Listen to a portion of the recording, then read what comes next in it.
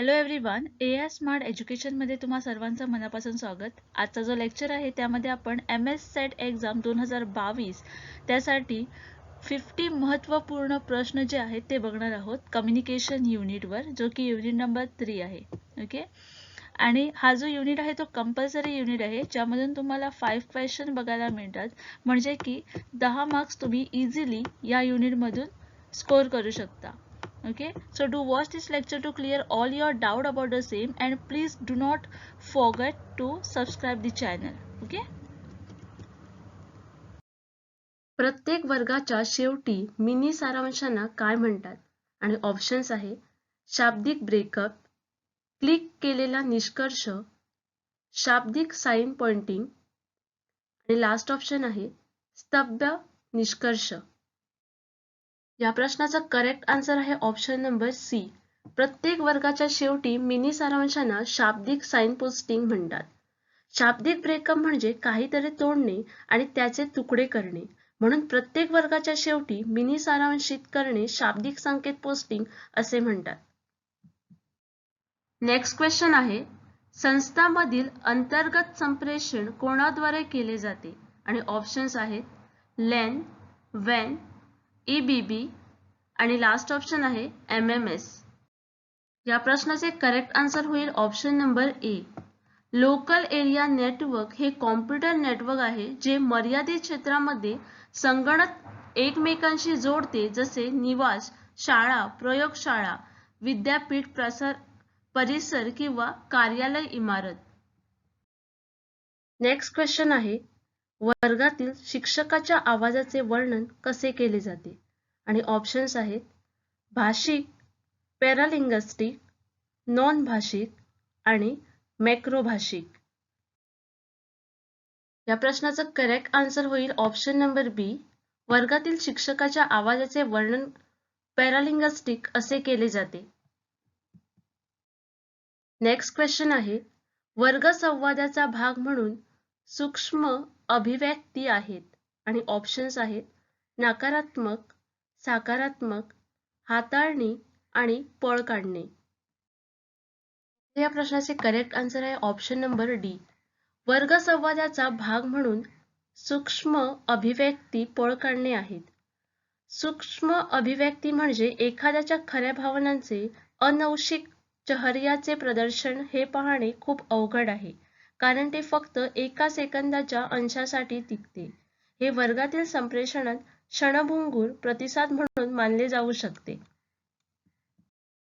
Next question आहे एक ग्राहक एका बँकेला लिहितो, कृपया मला गेल्या 3 महिन्यात माझ्या बचत बँक खात्यातील ए मधील माझ्या व्यवहाराचे विवरण पाठवा. संवादाच्या दृष्टीने ते म्हटले जाईल. ऑप्शन्स आहेत इनपुट, संदेश, आउटपुट आणि लास्ट ऑप्शन आहे अभिप्राय. या प्रश्नाचे करेक्ट आन्सर आहे ऑप्शन नंबर बी, संदेश. संदेश हा संवादाचा एक स्वतंत्र एकक आहे, जो काही प्राप्तकर्ता किंवा प्राप्तकर्त्यांच्या गटाद्वारे सूत्राद्वारे वापरला जातो. कुरिअर, टेलिग्राफी, वाहक कबूतर आणि इलेक्ट्रॉनिक बसेससह विविध माध्यमाद्वारे संदेश वितरित केला जाऊ शकतो. नेक्स्ट क्वेश्चन आहे संप्रेषण प्रक्रिया कधी पूर्ण मानली जाऊ शकते? आणि ऑप्शन्स आहेत प्रेषक संदेश पाठवतो, संदेश चॅनलमध्ये प्रवेश करतो, संदेश चॅनल सोडतो आणि लास्ट ऑप्शन आहे प्राप्तकर्ता संदेश समजतो. या प्रश्नाचे करेक्ट आन्सर आहे ऑप्शन नंबर डी, प्राप्तकर्ता संदेश समजतो. एकदा प्राप्तकर्ता प्रेषकाला खात्री करतो की त्याला संदेश प्राप्त झाला आहे आणि तो समजला आहे, संप्रेषणाची प्रक्रिया इथे पूर्ण झाली आहे. नेक्स्ट क्वेश्चन आहे एक शिक्षक विद्यार्थ्यांचे 6 गट तयार करण्याचा निर्णय घेतो आणि चर्चा आणि अहवाल देण्यासाठी प्रत्येक गटाला एक उपथीम नियुक्त करतो. कोणत्या प्रकारचे संप्रेषण मॉडेल या संदर्भात त्याच्या किंवा तिच्या रणनीतीचे सर्वोत्तम वर्णन करेल? आणि ऑप्शन्स आहेत व्यवहार मॉडेल, परस्पर संवादी मॉडेल, क्षैतिज मॉडेल आणि रेषीय model. Here the correct answer for this question will be option number A. Transactional model. Transactional model, generally speaking, refer to a model in which interaction in two directions are considered together. For example, for a one person to another and back, or from one subsystem to another and back. Next question आहे, खालीलपैकी कोणते संप्रेषणातील परभाषा आहे? आणि options आहेत आवाजाची pitch, अंतर्गत आवाज, बाह्य आवाज, विराम वापर आणि भाषणाचा दर आणि आवाज. Here the correct answer for this question will be option number C, A, D and E, that is pitch of voice, use of pause and last is rate and volume of speech. Next question आहे, खालीलपैकी कोणता वर्ग वर्गातील शिक्षकांच्या संवादाच्या प्रभावीतेवर गंभीर मार्गाने परिणाम करेल? आणि ऑप्शन्स आहेत सादरीकरण करताना शिक्षकांनी वापरलेले अध्यापन सहाय्य, व्यवहार करताना शिक्षकांनी पसंत केलेली अध्यापन शैली, शिक्षकांची शैक्षणिक बुद्धिमत्ता आणि व्यक्तिमत्व वैशिष्ट्ये आणि लास्ट ऑप्शन आहे शिक्षकाचे विषय ज्ञान. इथे या प्रश्नाचा करेक्ट आन्सर आहे ऑप्शन नंबर बी, व्यवहार करताना शिक्षकांनी पसंत केलेली अध्यापन शैली. Here the next question is, negative criticism as an element of a classroom communication will lead to external sympathy, justification, defensiveness, demotivation, and supportive listening. Here the correct answer will be option number A, B, C and D. Negative criticism as an element of a classroom communication will lead to justification, defensiveness and demotivation. Next question आहे, वर्गात संवाद साधताना खालीलपैकी कोणता दृष्टिकोन सर्वात योग्य मानला जाईल? आणि ऑप्शन्स आहेत सहानुभूतीशील आणि व्यावहारिक, ठाम आणि अनुरूप, वैयक्तिक आणि अनुकरणात्मक आणि तांत्रिक आणि दबंग. या प्रश्नाचे करेक्ट आन्सर आहे ऑप्शन नंबर ए, वर्गात संवाद साधताना सहानुभूतीशील आणि व्यावहारिक दृष्टिकोन सर्वात योग्य मानला जातो. नेक्स्ट क्वेश्चन आहे, दावा ए, वर्ग संवाद ही एक व्यवहार प्रक्रिया आहे कारण आर, विद्यार्थ्यांचे प्रतिसाद हेतुपूर्ण आहेत या गृहीतकाखाली शिक्षक काम करत नाहीत. आपल्या उत्तरासाठी योग्य कोड निवडा. आणि ऑप्शन्स आहेत ए आणि आर दोन्ही सत्य आहेत आणि आर हे ए चे योग्य स्पष्टीकरण आहे. ऑप्शन बी, ए आणि आर दोन्ही सत्य आहेत परंतु आर हे ए चे योग्य स्पष्टीकरण नाही. ऑप्शन सी, ए सत्य आहे परंतु आर असत्य आहे. आणि ऑप्शन डी, ए असत्य आहे परंतु आर सत्य आहे. या प्रश्नाचा करेक्ट आन्सर आहे ऑप्शन नंबर सी, ए सत्य आहे परंतु आर हे असत्य आहे. नेक्स्ट क्वेश्चन आहे, द्राक्षे हा शब्द म्हणूनही ओळखला जातो. आणि ऑप्शन्स आहेत खालचा संवाद, अनौपचारिक संप्रेषण, अपवर्ड कम्युनिकेशन आणि क्षैतिज संप्रेषण. इथे या प्रश्नाचे करेक्ट आन्सर होईल ऑप्शन नंबर बी, द्राक्षे हा शब्द अनौपचारिक संप्रेषण म्हणूनही ओळखला जातो. अनौपचारिक संवाद आणि द्राक्षेवेली म्हणजे अफवा किंवा सट्टा बातम्या पसरवणे आणि ती कोणत्याही स्तरावर संवाद साधू शकते. Here the next question is, in a classroom, teachers and students use self-interest issue to judge, and options are their acceptability, uncritical dispositions, negative reinforcement of idea, and external non-verbal clue. Here the correct answer for this question is option number A. In classroom, teachers and students use self-interest issue to judge their acceptability. Next question आहे, वर्गात संदेश रिसेप्शनची संभाव्यता वाढवता येते. आणि options आहेत दृष्टिकोन स्थापित करणे, विद्यार्थ्यांचे अज्ञान उघड करणे, माहितीचा भार वाढवणे आणि लास्ट ऑप्शन आहे उच्च डेसिबल ऑडिओ साधने वापरणे. Yeah, the correct answer for this question is option number A, establishing a viewpoint. In a classroom, the probability of a message reception can be enhanced by establishing a viewpoint. Next question आहे, एक चांगला संप्रेषक त्याच्या सादरीकरणाला सुरुवात करतो आणि options आहेत जटिल प्रश्न, अनुक्रमिक नसलेले, पुनरावृत्ती वाक्यांश आणि बर्फ तोडणारा. Here the correct answer for this question will be option number C, repetitive phrase. A good communicator begin his or her presentation with a repetitive phrase because it will be gather attention of the audience. Repetition is usually used in poetry, songs, rhythms, etc. Ideas should be kept centralized in order to get the audience attention. Next question आहे, वर्गसंवाद अनिवार्यपणे असावा आणि options आहेत संकल्पित, सहानुभूतीशील, गोषवारा आणि last option आहे वर्णनात्मक नाही. The correct answer for this question is option number B. The classroom communication should essentially be empathetic.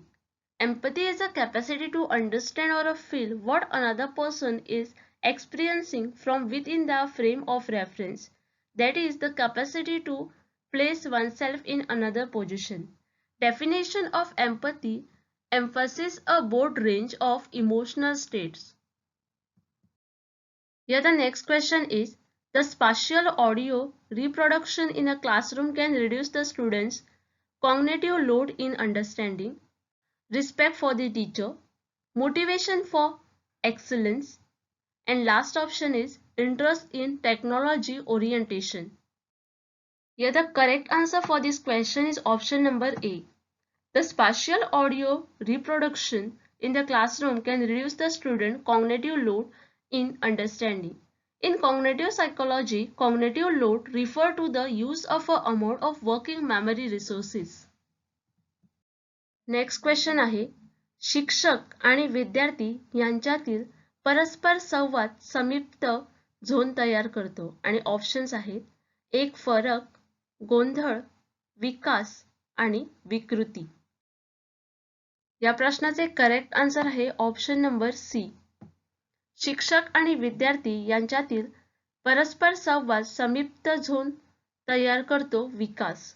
समीप्त विकासाचे क्षेत्र हे शिक्षणाचे क्षेत्र आहे जे जेव्हा एखाद्या व्यक्तीला शिक्षक किंवा समव्यक्त उच्च कौशल्य संचासह सहाय्य करते तेव्हा उद्भवते. शिक्षक नंतर विद्यार्थ्याला कौशल्य प्राप्त करण्यास मदत करतो.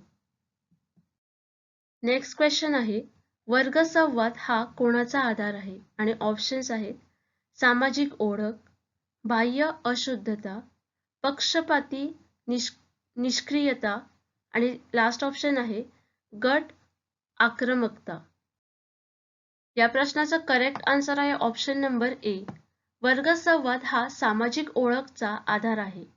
सामाजिक ओळख हा एखाद्या व्यक्तीच्या संकल्पनेचा भाग आहे जो संबंधित सामाजिक गटातील कथित सदस्यापासून प्राप्त होतो. नेक्स्ट क्वेश्चन आहे, सकारात्मक वर्गसंवाद साधतो आणि ऑप्शन्स आहेत जबरदस्ती, सबमिशन, सामना आणि अनुनय. या प्रश्नाचे करेक्ट आन्सर आहे ऑप्शन नंबर डी. सकारात्मक वर्गसंवाद साधतो अनुनय. अनुनय अशी प्रक्रिया ज्याद्वारे एखाद्या व्यक्तीचा दृष्टिकोन किंवा वागणूक इतर लोकांच्या संप्रेषणाद्वारे प्रभावित न होता दबावाशिवाय एखाद्याचा दृष्टिकोन आणि वागणूक इतर घटकाद्वारे देखील प्रभावित होते. नेक्स्ट क्वेश्चन आहे, अभिव्यक्तीपूर्ण संप्रेषण चालते आणि ऑप्शन्स आहेत निष्क्रिय आक्रमकता, एन्कोडरची व्यक्तिमत्व वैशिष्ट्ये, बाह्य संकेत, एन्कोडर डिकोडर करार. या प्रश्नाचे करेक्ट आन्सर आहे ऑप्शन नंबर बी. एन्कोडरची व्यक्तिमत्व वैशिष्ट्ये. अर्थपूर्ण संप्रेषण म्हणजे शाब्दिक भाषा आणि गैरमौखिक संकेत जसे की हावभाव आणि चेहऱ्यावरील भाव वापरून संवाद साधण्याची क्षमता. नेक्स्ट क्वेश्चन आहे, माहिती संपन्न वर्गाच्या व्याख्यानाचे वैशिष्ट्य काय असण्याचे स्वरूप आहे? आणि ऑप्शन्स आहेत आसीन, स्तब्ध, तथात्मक आणि सेक्टोरल. या प्रश्नाचे करेक्ट आन्सर आहे ऑप्शन नंबर सी. माहिती संपन्न वर्गाच्या व्याख्यानाचे वैशिष्ट्य तथात्मक असण्याचे स्वरूप आहे. जेव्हा मौखिक आणि गैरमौखिक संदेश विरोधाभासी असतात तेव्हा असे म्हटले जाते की बहुतेक लोक कोणावर विश्वास ठेवतात. आणि ऑप्शन्स आहेत अनिश्चित संदेश, शाब्दिक संदेश, गैरमौखिक संदेश आणि आक्रमक संदेश. Yeah, the correct answer for this question will be option number C, non-verbal message. When verbal and non-verbal message are contradictory, most people believe in non-verbal messages because action and gestures speak louder than word. People pay more attention to eye contact, voice tone, facial expression, etc. So the correct answer is non-verbal messages. Next question आहे, प्रभावी संप्रेषण गृहीत धरते आणि options आहेत संरेखन, वर्चस्व, निष्क्रियता आणि समजून घेणे. The correct answer for this question is option number D, understanding. Effective communication presupposes or require as a precondition an understanding between communicator and receiver. The state of being non-elegant or not sharing a current reality is not a precondition because element can either hinder or promote communication depending on goals. Next question आहे, प्रत्येक संप्रेषणाला अनुभव घ्यावा लागतो आणि options आहेत हाताळलेल्या भावना, आगाऊ उत्तेजना, होमोफाईलचा मुद्दा आणि लास्ट ऑप्शन आहे स्थिती अव्यवस्था. या प्रश्नाचे करेक्ट आन्सर आहे ऑप्शन नंबर बी, आगाऊ उत्तेजना. आपल्याला काय येत आहे हे माहीत असताना आपल्याला मिळालेल्या भावनांचे वर्णन अगोदर केले जाते. हे घडणाऱ्या एका गोष्टीचे वर्णन देखील करू शकते कारण नंतर काहीतरी दुसरे घडणार आहे. असे की एका मोठ्या पार्टीच्या आदल्या रात्री तुम्हाला अपेक्षित उत्तेजना, ती वाट पाहताना आणि एखाद्या गोष्टीची तयारी करताना आपल्याला मिळणाऱ्या भावनांशी संबंधित आहे. नेक्स्ट क्वेश्चन आहे, शिक्षक म्हणून वर्गात आपली प्रभावी उपस्थिती अनिश्चित करण्यासाठी सर्वोत्तम पर्याय निवडा. आणि ऑप्शन्स आहेत पीअर कमांडचा वापर, आक्रमक विधान करणे, सुस्थापित पवित्रा स्वीकारणे आणि लास्ट ऑप्शन आहे हुकुमशाही करणे. The correct answer for this question is option number C, adoption of well-established posture. Here the next question is, the choice of communication partners is influenced by factor of, and the options are proximity, utility, loneliness, utility, scarcity, dishonest, deception, dissimilarity, dishonest, deviance. The correct answer for this question is option number A. Proximity, utility and loneliness influence the choice of communication partners. Here the next question is, what are the barriers to effective communication? And the options are moralizing, being judgmental and comment on consolation, dialogue, summary and self-review, use of simple word, cool reaction and defensive attitude, personal statement, eye contact and simple narration. The correct answer for this question is option number A. Moralizing, being judgmental and comment on consolation are the barrier to effective communication.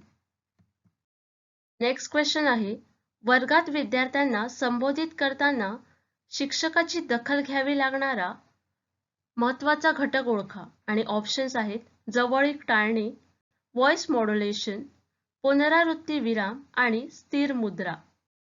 The correct answer for this question is option number B, voice modulation.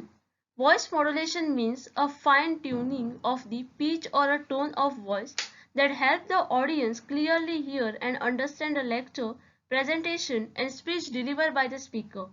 It is very important, especially in public speaking.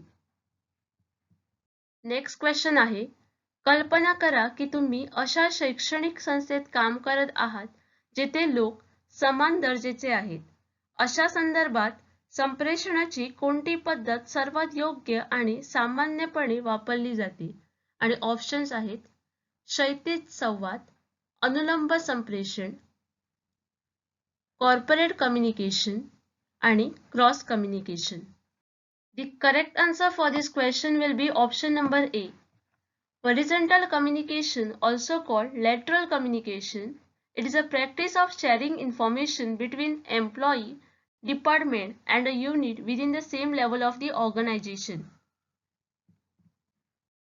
Next question आहे, वर्गात संप्रेषणाच्या विश्वासाची पातळी निर्धारित केली जाते आणि options आहेत हायपरबोलाचा वापर, आवाजाची पातळी बदलणे, अमूर्त संकल्पनाचा वापर आणि लास्ट ऑप्शन आहे डोळा संपर्क.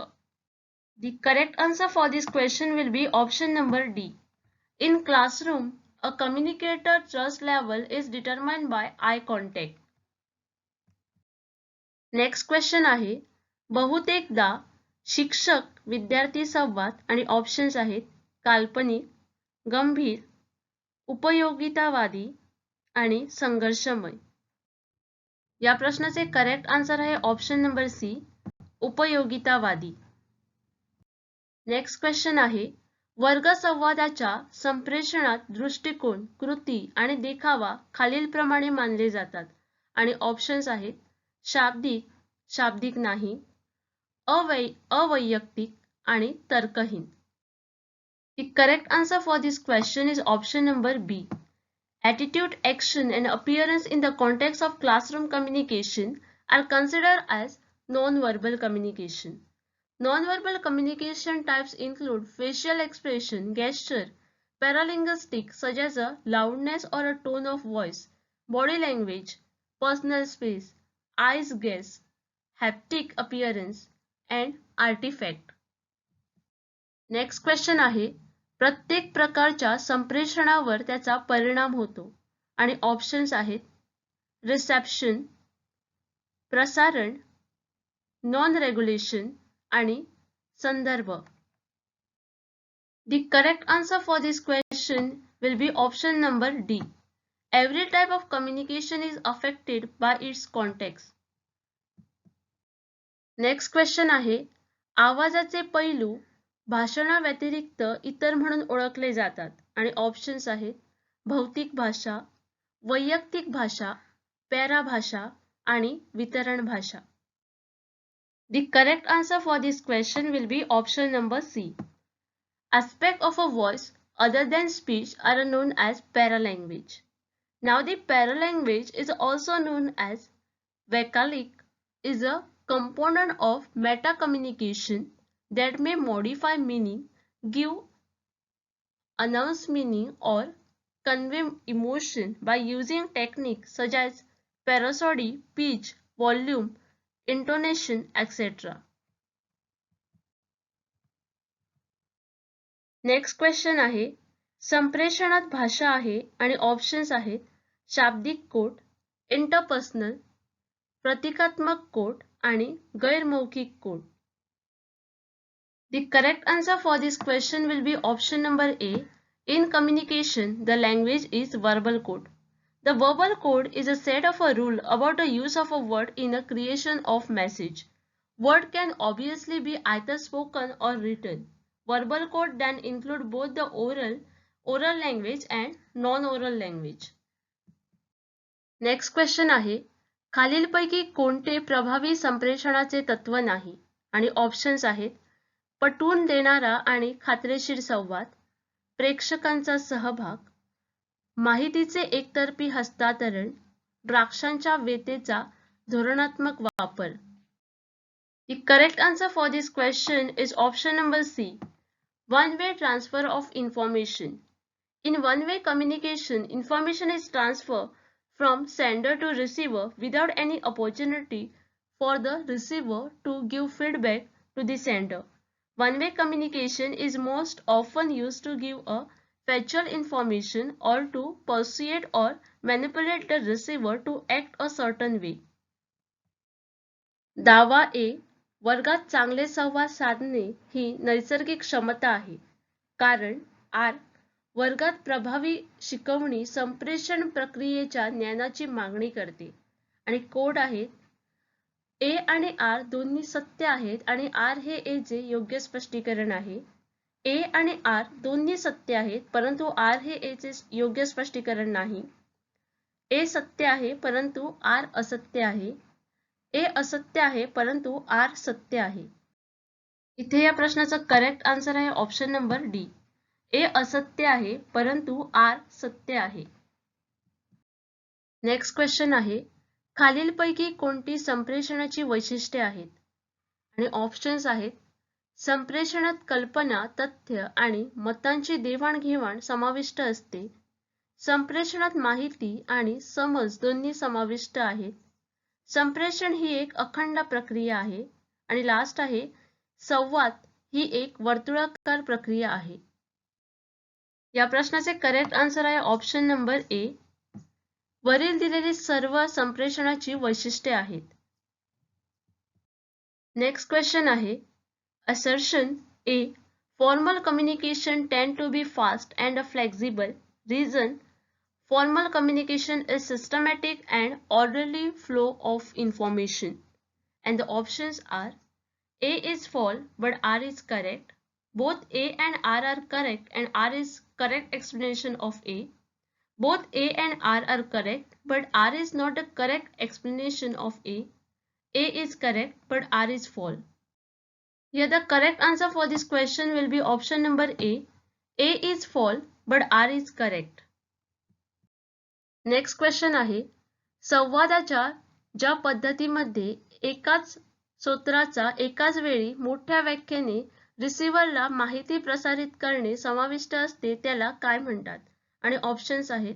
Group communication, mass communication, interpersonal communication आणि परस्पर संवाद. The correct answer for this question will be option number B. The mode of communication that involve a single source of transmitting information to a large number of receivers simultaneously is called mass communication. Mass communication are the process of imparting and exchanging information through mass media to a large segment of population. Mass communication is practiced multiple medium such as the radio, television, social networking, billboards, newspapers, magazine, book, film and internet. Next question आहे. yellow journalism हा शब्द काय संदर्भ देते? आणि options आहेत.